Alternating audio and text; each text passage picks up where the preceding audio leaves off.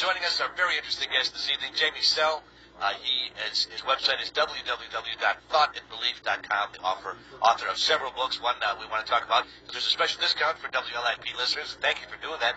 Paranormal Encounters. You sent it to me. It is a PDF file, an ebook, if you will, and it's fascinating. I really thank you for sending that. Great, you're welcome.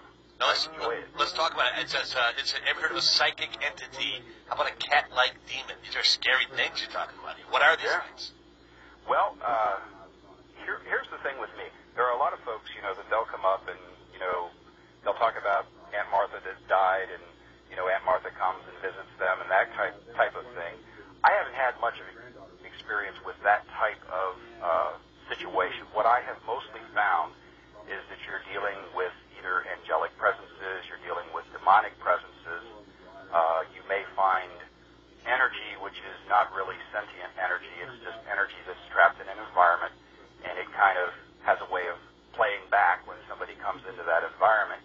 And then you have things that are psychic entities, and they can be various stages. It depends on the level of energy that they are and whether they're oriented toward fear or whether they're just kind of entities that kind of float around like the rabbit that runs around in the yard. Because you find various different things, in the supernatural. Some are friendly and some are not.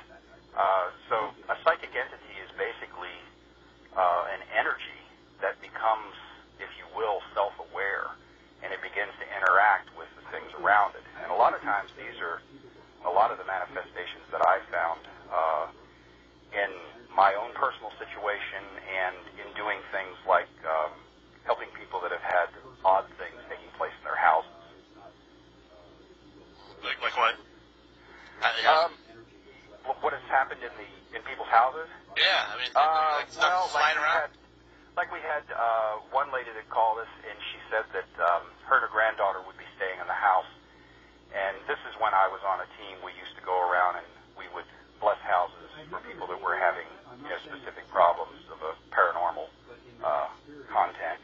And there was one lady, and her granddaughter would be staying with her, and she would be in the kitchen, and down in the basement from the kitchen there was a dryer, and she said that the door on the dryer would kind of bang shut, and she would hear other noises in the house. Well, it turned out that when I and the rest of the team went there and investigated, that there had been two people that had died in the house. Now, it wasn't these two people, but the energy was kind of left there from the two people dying, that there was probably some energy released from each of them dying, and this energy kind of combined, and it was creating odd things like, the dryer door banging or, other noises and, creaks and just kind of a general creepy feeling and that type of thing. We did get that situation taken care of. Do you have a theory on why an individual would want to haunt a certain place or stick around a certain place after they've gone? I don't think it's necessarily that the people were haunting it. I think it was just an energy that was kind of left over, and this energy started acting on its own, which is what a psychic entity does. It's not the person themselves. It's not, if you will, the ghost of the person. It's just an energy that's left behind, and rather than just staying in the environment, it just starts to interact with things. Well, that's kind of weird. I've never heard of that before. No, see, and I've always thought it was like, there was some unfinished business or something that had to be taken care of before the person could fully be at rest. Yeah, I've never met anyone like that. I'm not saying that doesn't happen, but in my experience, I generally tend to encounter, either the psychic entities or something else, some other type of spirit. Have you ever had to go to investigate any place that wasn't someone's house, like a place of work or somewhere larger than just someone's own house? I had an entity that showed up at a place where I worked. Actually, I've had several incidences like that. One was a friendly one. I put this in the book.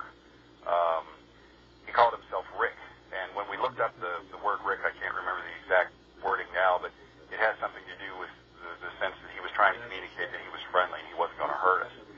But he would just kind of come in, and he was kind of pesky. He would just bother you. You would be in your office working, and he would just kind of come in and hang on the ceiling, and you would sense that his presence was there, and some one time he would kind of brush up against you like a cat or something, and you just kept getting these sensations the whole time.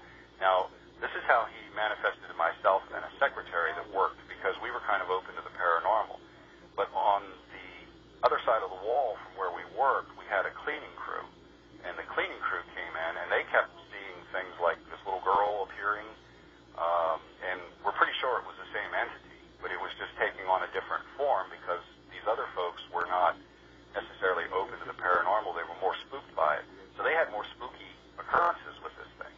Whereas the secretary and I, we were kind of comfortable with it, and he was just kind of coming in and acting like some little house pet and just kind of bugging us.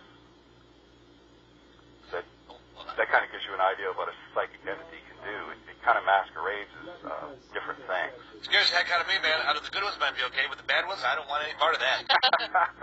Nobody just hopes they're cute. Yeah. No, that's the other women I think are demon entities. Oh, is that it? The cute ones are. Hello. Oh.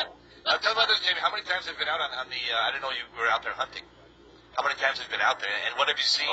Anything that would make you believe, or are you a skeptic? Are you a believer? What side of that coin do you fall on? Well, I'm definitely a believer because I've had too many experiences, and of course that's what I wrote the book on. But as I said, personally, I've never met a ghost. And as far as the investigations went, I haven't been on maybe more than a handful, a dozen or so, something like that. I used to have a team. That it wasn't my team, I was on the team, and it was actually several ministers and some just folks that were, interested in, we would, as I said, we would go around and if folks were having problems, it was very discreet. We did not publish, people's names or anything else. It was just very, very discreet. And people would have us in and we would examine the house, and sometimes we would just bless the house and, cleanse the house through various means. That type of thing. Does that get rid of it? If you know what you're doing, it does. If you don't know what you're doing, you can make the situation worse.